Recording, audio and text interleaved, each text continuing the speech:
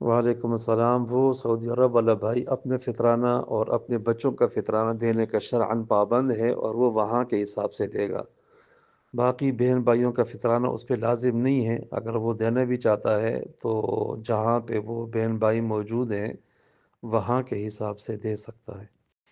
اپنا اور نابالغ بچوں کا وہاں کے حساب سے دے گا، باقی بیوی کا فطرانہ اس پہ لازم نہیں ہے، اگر دینا چاہتا ہے تو پاکستان کے حساب سے دے سکتا ہے۔ وعلیکم السلام۔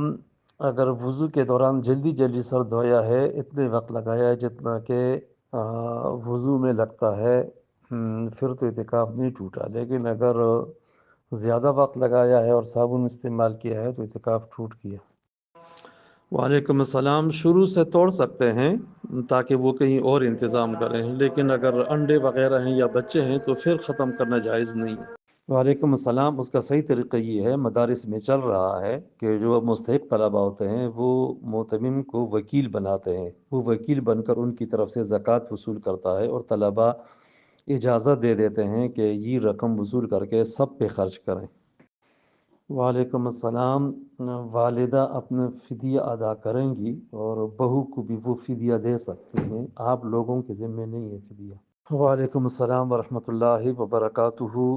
وہ باپردہ ہو، اس میں صرف خواتین آتی ہوں، اس کے علاوہ جائز کام اس میں ہوتے ہوں، کوئی ناجائز نہ ہو تو جائز ہے، ٹھیک ہے۔ پھر مثلا عورتوں کے سر کے بال کاٹنا یا اس طرح کچھ ایسی صورتیں ہوتی ہیں، ایسی زیب و زینت ہو کہ جس کے ساتھ وضو غسل نہ ہو سکے، یہ جائز نہیں ہے۔